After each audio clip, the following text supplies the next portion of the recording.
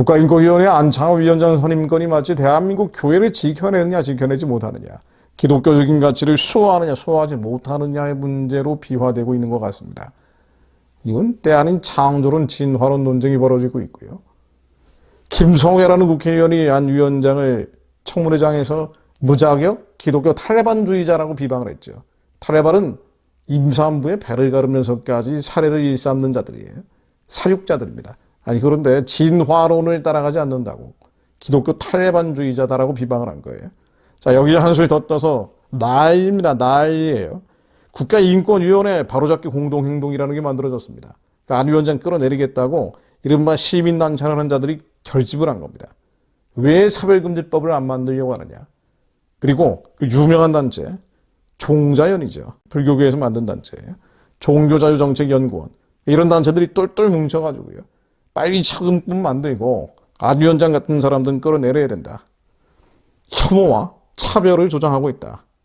데모하고 있습니다. 여기에 한술 더 떠서 천하람이라는 사람이 또 나왔어요. 개혁신당이 국회의원이고 원내대표죠. 개혁신당이 이준석 정당이죠. 천하람이라는 사람이 안 위원장 비방에 앞장에 서고 있는데 이 사람 발언을 잠깐 인용해 보겠습니다. 안 위원장을 가리키면서 이분은 종교적 신념이 매우 강하다라고 하면서 나도 종교가 있지만, 천하람이 이렇게 얘기한 거예요. 나도 종교가 있지만 특정 종교에 대해 이 정도로 강력한 신념을 갖고 계신 분이 다른 직책도 아니고 국가인권위원장을 맡는다는 것은 굉장히 위험한 일이다 라고 비난한 겁니다. 왜 위험한가 하고 봤더니 창조론을 주장하기 때문이라는 요지로 비판한 거예요. 즉 과학자도 아닌 분이 진화론 가능성이 제로라고 얘기를 했다. 학교에서 가르칠 필요가 없다라고 얘기했다. 그러더니 이제는 창조론과 같이 가르쳐야 된다고 했다. 이건 우리 과학계에서 들으면 정말 기절초풍한 이야기다. 상식의 영역에 들어와 있지 않다라고 비판을 한 겁니다. 아니 그럼 이자가 얘기하는 상식이 뭐예요? 진화론 주장하는 게 상식이라는 거 아니에요? 아니 이런 말도 안 되는 얘기를 하고 있습니까? 아니 진화론과 창조론 가운데 무엇이 상식적이냐? 진화론이 과학이에요? 아니죠. 가설과 추론입니다. 다윈이 종의기원을 쓰면서도 내 주장의 가장 취약점은 화석 증거가 없는 거라고 얘기를 했어요. 종의기원에 나오는 얘기입니다. 지금까지 수많은 사람들이 화석 증거를 통해서 진화론을 입증해 보려고 했지만요. 오스트랄로피테쿠스, 네안데르탈인, 호모사피엔스, 사피엔스. 그런데 종 안에서의 변화는 확인된 적이 있어도 종 간의 변이는 확인된 적이 없어요. 그러니까 원숭이가 사람이 되고 사람이 원숭이가 된 사례는 화석을 통해서 입증된 적이 없습니다. 그래서 이건 과학이 아니에요. 그냥 주장일 뿐이에요. 진화론은 주장입니다. 가설이에요. 추론입니다. 근데 이게 무슨 상식이에요? 도대체 뭘 알고 이런 얘기를 하고 있는 거예요?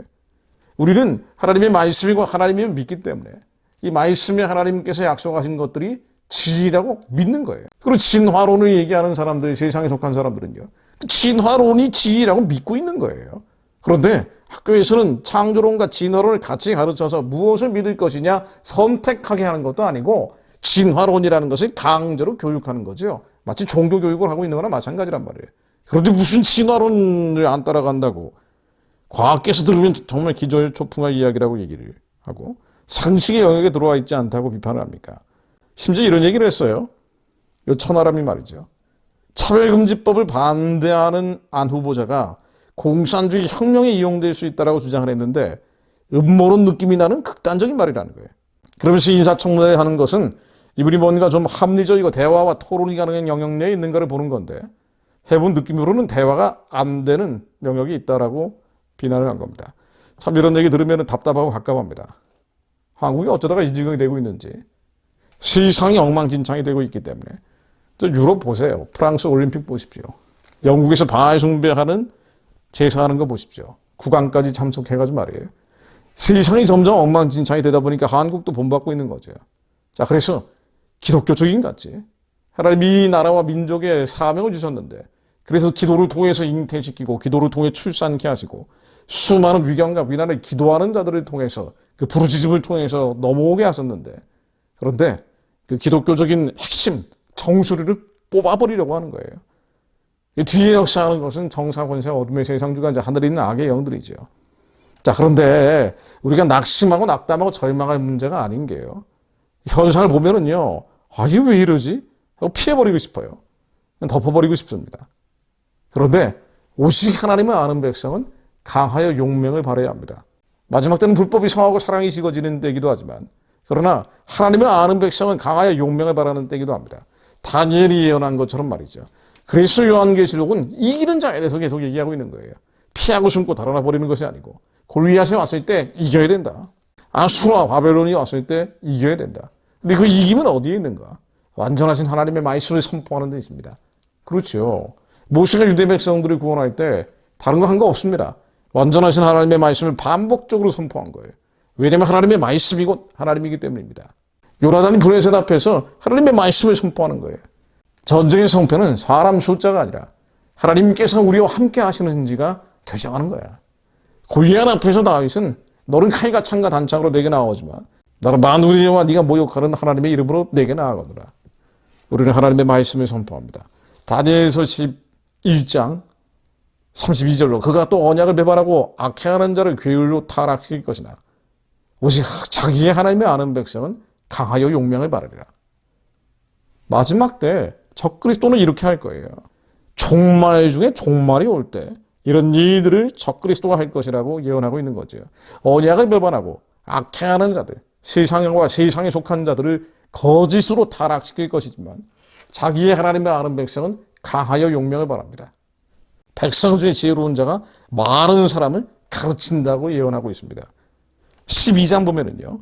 그때 내 민족을 호위하는 대금 미가엘이 일어날 것이요. 이 세상 끝날에 대해서 예언하고 있는 거죠.